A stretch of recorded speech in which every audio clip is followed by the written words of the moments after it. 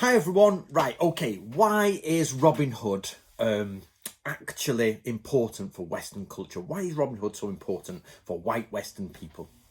Well, the answer is this. There's this myth called Merry Old England where we imagine everything was like the Shire and it was lovely cottages and everybody was happy and nobody went hungry. And that's actually genuinely a myth. It's called Merry Old England. But what we do have is the reality of medieval life was quite harsh, but also very good. It's half Merry England and half harsh. And we get these two extremes. And sitting on the border between those extremes, not in the middle, but on the border of those two very extremes, is Robin Hood, shooting his arrows because he's having a lovely time in the Greenwood, Sherwood Forest. And then he's also fighting the evil Sheriff of Nottingham. And it gives us this idea of medieval life being difficult and oppressive, but also of a wonderful old England of many forests and thatched roofs, which it genuinely was there. So you have to keep the figure of Robin Hood alive in your mind for future generations to have indulge themselves in a little bit of merry old England and a little bit of the tyrant dreaded old times when taxes were high, even though they're higher now, and people slaved and worked more days of the year, even though they work actually more days in the year now, you know, and all that sort of stuff. So, right, what can you do to actually keep up with Robin Hood culture? Well, first of all, is just get involved with the idea of Robin Hood. Get in the woods, dress in green if you need to be, do some fancy dress parties, keep the icon of Robin Hood alive. But of course, in your own home, you can go for the ballads of Robin Hood, you can go for the stories of them. This is a wonderful Folio Society version with some great images of the Robin.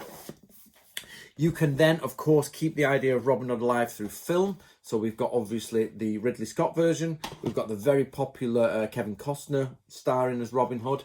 And then if you want, you can also get ones with female leads. This is Robin Hood's Daughter with Keira Knightley. I was given this by a friend. I've never even heard of it before. So you've got film, you've got reading, you know, not history, the literature of it, the lovely stories of it. You then get, and I've got these wonderful things, these LPs. These are old stories of Robin Hood. I've been buying them and I've got an LP player and I would show them to you, but it's a little bit boring. So you may as well actually just have a listen yourself. And these are stories about Robin Hood. Now, this one is outstanding. It's possibly one of the best things I've bought in modern recent times. And this is the Ballad of Robin Hood.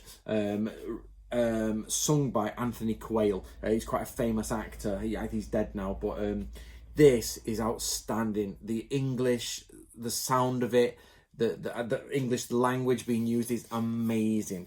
Of course, if you want to, you can also engage yourself with documentaries of the history of Robin Hood, find out who Robin Hood really was. Was he a real character? Was he not a real character? Is he an amalgamation of certain people? Now, these are all still debated in the academic world. Nobody actually knows the answer to that. Many people will say, oh, it's this, and other people say this. The simple answer is we don't really know, but it's an iconic figure that has passed on for at least 600 to maybe 800 years through our culture in the West. Now, if you're really into Robin Hood and you really want to do it, you can actually learn the longbow. Now, I have a longbow. It's an English longbow. This is a 60-pound bow. It should, I'm in an old cottage, but there you go. This is my bow and arrow. I actually keep this up on the wall in view of everyone, and the arrows are up on the wall for people to see, and I go shooting this when possible. It's a little bit difficult where I am at the minute because it's I'm in Wales and there's lots of sheep around, so you've got to be really careful, and lots of farmers with shotguns who are not happy at people firing arrows in their fields. So yeah, I do have to be careful. However, you can take it that one step further and actually become an archer and really get your heads around archery, which I have done, and I've done archery for many years, and I enjoy it. It keeps you strong, it keeps you fit. It's a very English thing to do, even for you Americans. A lot of people will go for the modern bows. Don't do it. Go for the old traditional bows, because bows are about being in the past. They're about understanding your culture and your history. So do give yourself a good go at archery.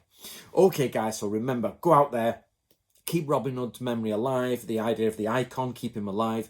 Get yourself some LPs of old ballads from. Remember, there's a difference between the ballads and the stories. The ballads are superb. They're actually sang to you about Robin, and it's wonderful. You've got the modern films. You've got modern iterations of the story, and you can even get female versions of it if you really want that. But remember, Robin Hood is a man, and he always has been a man, and Maid Marian, who was equally as cool as Robin Hood, which was there as well, and she fights evil at the same time, with characters like Friar Tuck, Will Scarlet, and Little John. These are all names that every child of the West should know. So make sure you understand. You teach your children the Greenwood, Sherwood Forest, Robin of the Hood, or Robin Hood because he wears a hood, Little John, Friar Tuck, Will Scarlet. There are more, by the way. Maid Marian.